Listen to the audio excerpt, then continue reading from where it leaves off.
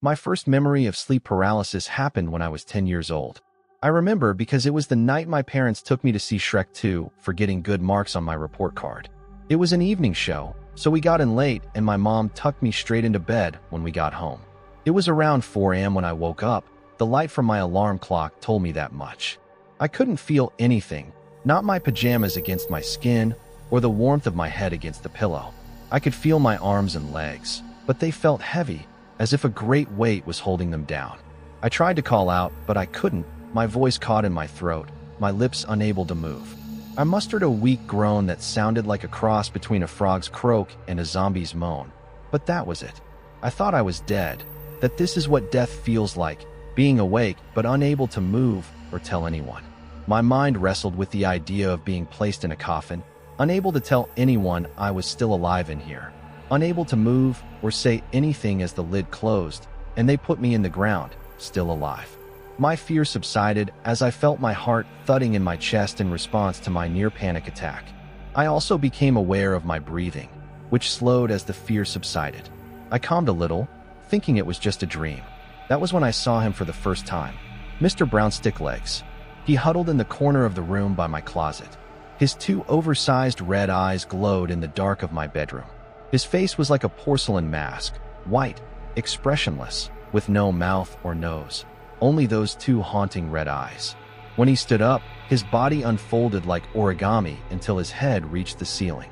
His neck bent, tilting forward as his true height was greater than the height of my room. His long black torso was covered in shimmering symbols that reflected red in the light of his glowing eyes. He stood on two spindly thin legs that disappeared into the shadows of the room. He made no noise as he moved, seeming to glide as he hovered closer to my bed. His long, thin arms reached down to me as I moaned through paralyzed lips. I could not scream, even though I very much wanted to. His fingers reaching through the darkness, down to my face. Two pointed fingers touched against my eyelids, pushing them closed. I remember his fingertips feeling cool, but not cold. Even though the ends of his fingertips looked sharp, his touch was gentle. "Do not struggle, little one. Sleep, sleep," he said. His voice was so deep I could feel it in my chest when he spoke. I did as instructed, convincing myself that it indeed was a dream. Even if it wasn't, the back of my eyelids was more reassuring than looking into those piercing red eyes in his vacant mask of a face. I closed my eyes, wanting it to be a dream, willing it to be a dream. I woke up the next morning, thankfully able to move, walk, and talk. I explained what I saw to my parents, who both agreed that it was a dream. My mom tried floating the idea that something from Shrek 2 scared me, but neither my dad or I bought it. For confirmation, Dad asked that I draw a picture of what I saw for them. As I was drawing, I ran out of black crayon and had to finish his legs with the next darkest color in my crayon box. "Hey there, Mr. BrownStickLegs," my dad said as I handed him the drawing. "You leave my daughter alone now, you hear?" This is how my sleep paralysis demon ended up with the name Mr. BrownStickLegs. Giving him a silly name helped take some of the edge off of going to bed the following night. My dad even did a sweep of the room, calling out for him. "Here, Mr. BrownStickLegs," he said, whistling as if he were calling a dog. It made me giggle, and the whole episode felt more fun than scary.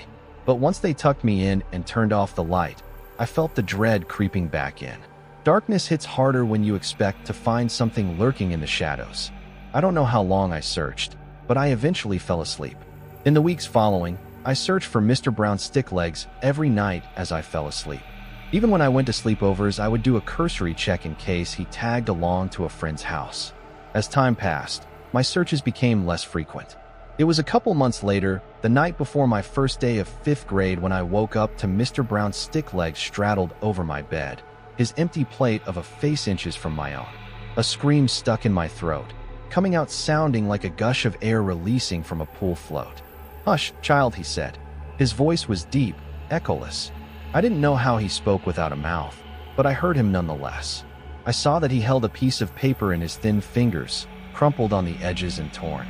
He held it up to show me. On the page was a pink blob with blue dots for eyes and a droll red smile, and stick lines for legs and arms. It was lying on a blue rectangle. "I found the picture you drew of me. So I drew a picture of you," he said. "Do you like it?"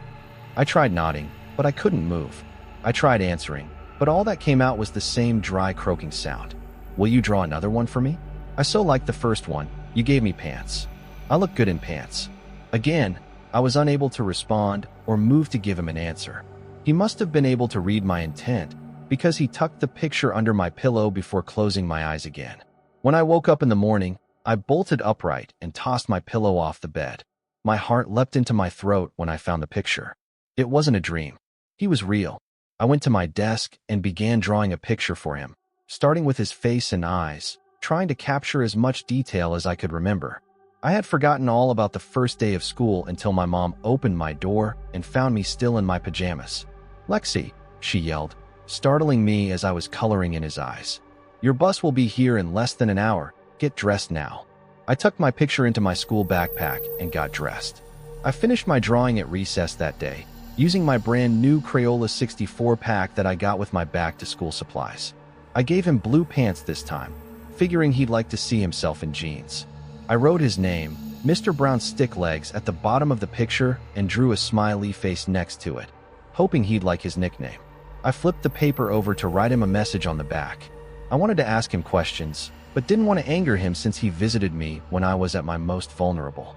I wrote out my letter on a separate piece of paper before copying it over to the back of my picture. "Dear Mr. BrownStickLegs," that's your name. "My name is Lexi. I am in the 5th grade. What is your name? How old are you? Do you go to school? Why do you visit my bedroom? Why can't I move when you visit? You look scary, but you also seem nice. I hope we can be friends. Love, Lexi. P.S. I hope you like your blue pants." I added another smiley face at the end of the letter, my final emphasis on wanting to be friends. I considered closing with "sincerely," but I figured love was a better, friendlier choice. I tucked the picture under my pillow that night, now anxious to see him rather than filled with dread of his reappearance. But like the last time, he did not return the next day, or the day after. The days stretched into weeks, and every morning I found the picture tucked under my pillow from the night before. It wasn't until Thanksgiving break that I saw him again. My eyes opened as the morning sun poked through the blinds of my bedroom. His body didn't look any different in the light. In fact, his black skin seemed darker, absorbing the sun's rays without giving anything back. His eyes seemed wider than before. If he had a mouth, I would have figured he was smiling. In his slender fingers was the picture I drew for him. "Hello, Lexi," he said. "Thank you for the picture. I do look good in blue pants." I wanted to smile, but, well, sleep paralysis. He flipped the picture over to the side with my letter. "I will answer your questions the best I can. I do not have a name, not one you could ever pronounce, but I am happy for you to call me Mr. BrownStickLegs. As for my age, I exist outside of the construct of time. Therefore, I am ageless. I do not go to school, nor do I know what school is. Why do I visit you? I visit to feed on the energy of your soul." My breath quickened as a mute groan exited my teeth. I wanted to run, wanted to get away from him, but I was pinned down, unable to move. He sensed my uneasiness and tried to calm me by patting my forehead. "Let me explain. Have you been to the ocean? It appears vast, almost limitless as you stare out into the blue water, with no visible land on the other side." In my mind, I was standing on a beach. I felt the salty ocean breeze against my face as I looked out over the massive body of water. The waves crashed at my feet. I felt the rush of water over them, followed by the trickle of sand and pebbles as the water drew back. "Your soul is like an ocean, child. Vast, limitless, undefinable by words to your understanding. I take only a tiny sip, a single glass of water from a vast ocean. I am not one who could consume an entire ocean." Dark clouds formed over the water as I stared at the white-capped waves. The clouds unleashed a heavy downpour, turning the horizon gray as rain fell from the sky over the ocean. Just as the rain falls over the ocean, your soul can replenish itself by more than I could ever consume, not even in 1,000 of your years. Does that make you feel better? On the beach in my mind's vision, I nodded. In my bedroom, he nodded back at me. Good. As for your last question, why you cannot move? We are meeting at a point outside of your time, where your world and mine touch. Your physical body cannot move here, but if you persist, you can learn to speak to me with your mind, and I will answer your questions in exchange for your drawings. You can draw pictures of whatever you like. I want to know more of your world. In my mind, I nodded again. This knowledge is a gift, so we can understand one another more. I am not one who would hurt you. He pressed his fingertips to my eyelids again, closing them. In my mind's eye, I was still on the beach, but the sun was setting and no stars were visible through the rain. I drifted back to sleep to the sound of falling rain. The next morning, I asked my parents for a sketchbook and colored pencils. They tried to hold me off until Christmas, but since I spent most of my afternoons and weekends drawing pictures up in my room, Dad let me open one of my gifts a week early, a Strathmore sketchbook with 100 pages with a 50-pack of Crayola-colored pencils. I started by drawing the rest of my family, Mom, Dad, my little brother Tommy, our cat Libby, and even though he had died, our dog Pancakes. Next I drew our house, then our car, then my school. I kept drawing anything I could think of, trees, birds, insects, until my sketchbook was full.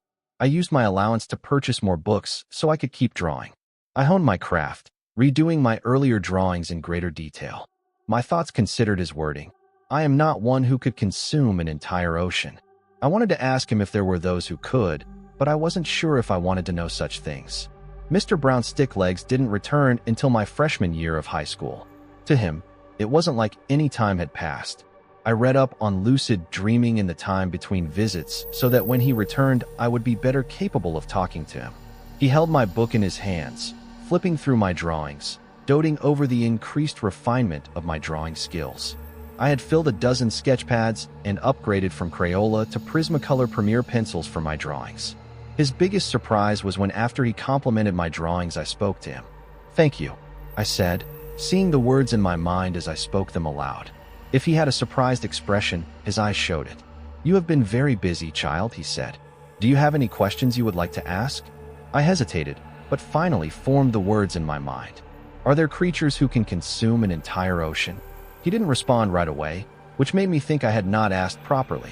As I asked him a second time, he put a finger to my lips as if to shush me. "There are those who can. They are known as the Dark Ones. They are capable of consuming entire souls, emptying them out, leaving them dry and barren. You should not fear them, but you should also not provoke them." His eyes curved downward, as if concerned or afraid. "What do they look like?" I asked. In my mind, my visions were filled with images of great, terrible creatures. Spiders taller than the Empire State building on thin, spindly legs of shadow and smoke. Tentacled monsters in the seas lofting blue whales like they were toys, ripping them to shreds with their curved, chitinous beaks. Great, ghastly flying creatures that knocked over orchards and forests with the beat of their leathery wings. "I showed you only because you asked," Mr. BrownStickLegs said, "but it is best that we don't talk or think about them. Let them be." I nodded in my mind. He leaned forward and pressed his plate-like face to my head as if to kiss me on the forehead, which was odd since he didn't have a mouth. Then, as usual, he closed my eyes and I drifted back to sleep. My life took a downer during the latter years of high school. My dad lost his job, and when the search for a new one dragged on, he turned to drinking to cope with his failure. He wasn't abusive, but he wasn't fun to be around either. In the months following, my parents would hush their arguing when I entered the room, greeting me with smiles as if nothing were wrong. That lasted until the day I came home from school to them fighting over a foreclosure notice from the bank.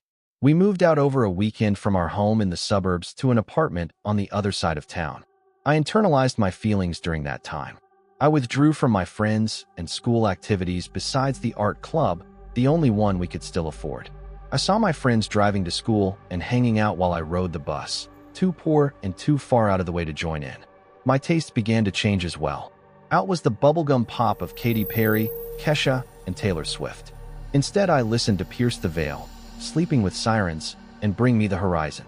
My clothes and makeup became darker, more black t-shirts and skirts with black eyeliner and black fingernail polish. Mom called it my goth phase, not that she understood. My drawings became darker too. I moved from colored pencils to charcoal, drawing skulls and gothic-looking cemeteries as my passion for drawing animals and flowers waned. I also drew the Dark Ones, in great detail, exactly how I remembered them in my mind's eye. Mr. BrownStickLegs visited me again a month after we moved into the apartment. He looked more at home in my room of blacklight posters and death metal bands than he did in my previous room. His eyes were dim, not the vibrant red as they were before. He stared at me as I lay in bed, unable to move. He moved inches from my face as I heard his words in my mind. "Your soul tastes different now." He didn't speak of my drawings. I worried that he might, especially since I had been drawing the dark ones. Not only drawing them, but thinking about them and what type of damage they could do if they were to wake. He seemed sad for me, although reading his expression was difficult with no face. He patted my forehead like before, but didn't close my eyes before leaving as he used to. My life continued its spiraling path like a bottle rocket with a broken stick. My parents didn't talk outside of short conversations about which bills to pay and which ones to ignore. Each night, Dad disappeared into a bottle while Mom disappeared online to chat with a male Facebook friend she knew from high school. The thing about rock bottom is that it's often a disguise for a trapdoor that drops you to an even lower depth than you thought possible. The first bottom came when my father died. Drove off the road into a gravel pit late at night with an empty bottle of bourbon in the passenger seat. I cried, but it felt hollow. I felt hollow. Even when Mom tried to hold me, I felt nothing inside. Not sadness, not guilt, not anything. I disappeared into my sketchbooks, drawing even darker, more disturbing images. Death, dismemberment, vividly accurate vivisections of the cute animals I used to enjoy drawing. My friends no longer talked to me, which was fine because I didn't want to talk to them anymore anyways. I found people to hang out with, not friends, but people who could get me access to moments of chemical-induced euphoria to forget about life for a while. Just like that, the trap door opened, dropping me to a new rock bottom of addiction. One thing I had that in common with my dad, but instead of falling into a bottle, I fell into a needle. I stole money from my mom's purse to feed my habits, not that she noticed. She was busy with her old Facebook friend who had moved from online acquaintance to nightly sleepover companion. When the time came to begin my senior year, I didn't bother going back. I kept drawing, filling entire sketchbooks with the dark images that reflected my bleak outlook on life. The dark ones were prevalent subjects during this period of my life. I drew them feasting on humanity, raking flesh from bone in their jagged teeth behind lips of smoke. I came home one night to find my mom and her new male friend in the middle of a fight. It was different from her fights with Dad, more violent, more physical. When he raised his hand at me for trying to intervene, I decided it was time to bolt. I left home, hitching rides with anyone with a set of wheels I could manage to put up with for short periods of time. My preference leaned toward those with access to the chemical release I craved. The more I could numb, the more I could escape. I found certain drug combinations had similar effects to sleep paralysis, where my mind's ability to control my body's action became severed. In those moments of numb paralysis, I'd see Mr. BrownStickLegs watching from afar as I dulled the pain. I saw what I perceived as the dark ones too, but they weren't hiding in the shadows like Mr. BrownStickLegs did. They were the shadows. I called out to them as well, for in those moments I wanted nothing more than to be hollowed out and empty, a void so dark no pain could ever penetrate it. When they didn't answer, I called out to Mr. BrownStickLegs, but he would vanish every time. Perhaps it was all just a drug-fueled hallucination. Overdosing was never my intention. I was pushing too much, trying to find the edge of the void after feeling so low, so very low, searching for that something extra to filter out the background noise. I took it too far, giving myself a near-lethal dose. At one moment, I was lying next to strangers on a stained mattress in an abandoned warehouse. Then came the initial rush of euphoric bliss. And then, nothing. Whoever I was traveling with at the time dumped me on the curb in front of the ER, making me someone else's problem. This was my rock-bottom moment, although at the time, it felt more like freefall. I spent 3 weeks in a coma. I was aware of my surroundings and could hear the doctors and nurses as they checked my vitals and tended to my cleanliness and upkeep, but I couldn't move or speak. At the end of my 3rd week in the ICU on an incubator, I looked up to find Mr. BrownStickLegs hovering over me, his round red eyes peering through the darkness. "What have you done to yourself, child?" His voice spoke inside my mind. In my mind, I was beside him, standing in the middle of a vast salt-flat desert. The ground was cracked and dry in a hexagonal pattern that stretched in all directions. "This is your soul now. There is nothing left to drink." I heard my beep of my heart rate monitor back in my hospital room speed up as fear entered my mind. I called out to the dark ones, I said. I asked for them to come. They emptied me out, emptied my soul. "No, my child, you did this. You have not replenished, you have only consumed. And now, nothing remains. I dropped to my knees in the middle of the salt as I felt a rumbling deep inside the hollow pit of my stomach. I leaned forward onto my arms, but they were no longer my arms. They were pitch black and empty. I could feel them, but when I looked at them, they were empty voids of smoke and shadow. I stood up on my legs, but they were no longer my legs. The darkness swirled up my torso and down my arms. The emptiness inside me consumed my entire body until only my head remained. What's happening to me? I heard a snap as my arms and legs split, forming 8 black, spindly thin legs. I collapsed onto them, unable to support myself. Mr. BrownStickLegs glided down in front of my face, his eyes inches from my own. As I told you, child, only the dark ones have the ability to consume an entire ocean of a soul. That is your fate. That is what you will become. Back in the room, my heart rate monitor crashed to a flat line. I felt the cold darkness swirl up my neck to my head as the void consumed me. I was aware of the nurses and doctors huddled around my body, prepping the crash cart, but all I felt was the cold consuming what was left of me. "Help me," I uttered. "Please." My physical body jolted from the electric paddles, but I felt nothing, only the cold darkness. A needle injected into my foreline as they recharged for another burst of electricity. Still I felt nothing, only cold, only darkness, only the vast emptiness of the void. Mr. BrownStickLegs tilted his head as he stared through his unblinking red eyes. He leaned forward, pressing his plate like face to my forehead. I felt a vibration against my skin, followed by the tingling sensation of heat returning. The darkness receded back down my arms and legs. As he pulled back, the red in his eyes had diminished. A gift for the girl who gave me pants. A tear formed in my eye. It rolled down my cheek and fell onto the parched landscape below. Before I could say anything, an electronic jolt coursed through my body, pulling me away from the salt-flat expanse and back to my hospital room. The sinus rhythm of my heart rate monitor returned to normal. I felt the cool gel of the defibrillator paddles against my chest. I remember squeezing the hand of one of the attending nurses who smiled down at me. "Look who's awake." I cried, but it was different than before. I felt the pain I had long been avoiding, but I felt something else as well. I felt grateful, and I felt a sense of hope I hadn't known in a long time. It was a long road back from the darkness, but the thing about the road to recovery is that, like a road, it leads to a destination. After years of listless drifting towards the void, having a destination was an important first step in finding self-love. I reconnected with my mother, who was struggling with her own form of the darkness. We leaned on one another, talking and going to therapy as we worked through the issues that drove us apart. After my release from the hospital, I moved back home with her Facebook friend long gone. I got my GED and used my mini sketchbooks as a portfolio to get an apprenticeship at a tattoo parlor. I've been clean for 4 years now, and it feels good to smile again.